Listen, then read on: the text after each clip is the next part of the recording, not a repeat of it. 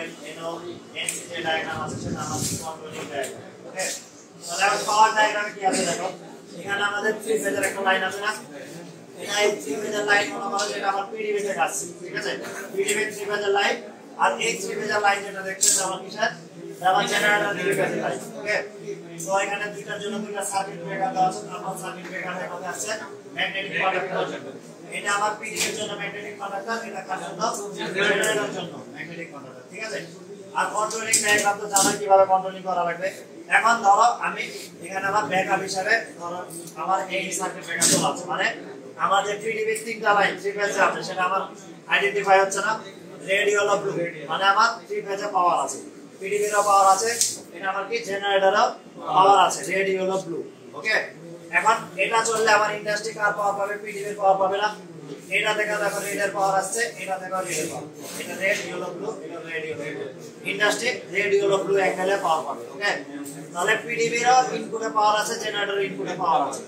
এখানে আমার এই কন্ট্রোল সিস্টেমটা পিডিবির জন্য এই কন্ট্রোলিং সিস্টেমটা জেনারেটরের জন্য এখন আমি এটা অন করলাম ঠিক আছে অন সুইচ পুশ এবার অন করার কয়েক সেকেন্ড লেট করে যাব পিডিবি আমার চালু হচ্ছে ঠিক আছে পিডিবির আগে আমি একটা কি ব্যবহার করেছি টাইমার ব্যবহার করেছি না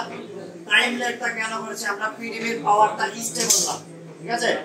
টাইম লেট করে মানে পিডিবির বিদ্যুৎটা স্টেবল অবস্থায় থাকছে কিনা এটা দেখার জন্য আমার একটা টাইমার দেওয়া থাকে ধরো পিডিবি চলে যাওয়ার সাথে সাথে জেনারেটর চালু হলো পিডিবি এখন আসা মাত্র যদি জেনারেটর অফ করে দিই তাহলে দুই সাইডে অফ না পিডিবি আমার স্টেবল হলো কিনা আমি না দেখার আগে জেনারেটর অফ করে দিলাম মানে সাথে সাথে অফ হলে তো সমস্যা এজন্য পিডিবির আগে কি আছে একটা টাইমার টাইম লেট আছে এখন ব্যাকআপ হিসেবে আমি জেনারেটর দিয়ে রেখেছি জেনারেটর অন আছে জেনারেটর অন করা হবে কারণ পিডিবি চলা অবস্থায় আমার জেনারেটর অন থাকবে আমার তেল খরচ করে জেনারেটর রান করা দরকার আছে আমার অবশ্যই দরকার নাই তাহলে আমার পিডিবির লাইন থাকলে তো জেনারেটর কোনো দরকার নাই এখন আমার ধরো পিডিবি চলে গেল কয়েক সেকেন্ডের ভিতরে আমার জেনারেটর অন এটা আমার এখন পাওয়ারটা কোন দিক থেকে পাচ্ছে জেনারেটর 3 ফেজ পাচ্ছে তাহলে আমার এখানে কয়েক সেকেন্ড লেট হলো আমার মোটরটা তো সেলফ স্টার্টিং এ তো সময় নেবে জেনারেটরটা একা একা অন হইতে তো কিছুক্ষণ সময় দরকার আর তেলটা পৌঁছাতে তেল যে আমার জেনারেটর ইঞ্জিনে পৌঁছাতে আমার একটু সময় লাগবে ঠিক আছে তো কয়েক সেকেন্ড আমার সেলফ স্টার্টারের জন্য আমার সময় লাগবে আবার দেখো আবার যদি আমার এটা কার লাইন এটা আমি সিলিন্ডার সুইচ দিয়ে বুঝাচ্ছি যে কখন কোনটা যাচ্ছে আবার আমার ধর পিডিবি চলে আসবে পিডিবি আসার সাথে সাথে কিন্তু পিডিবি আমার চালু না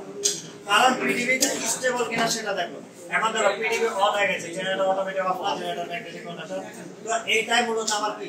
ATS system automatic transfer switch ঠিক আছে আগে যেটা চেঞ্জ ওভার সুইচের মাধ্যমে কানেকশনটা চেঞ্জ করা হতো বা লাইন এটা আমার অটোমেটিকে হয় এখন আমার ম্যান পাওয়ার না থাকলেও আমার অটোমেটিক পুরো সিস্টেমটা আমার কন্ট্রোল হবে ঠিক আছে এবং আমার সেফটিও থাকবে ওকে বোঝা গেছে সবাই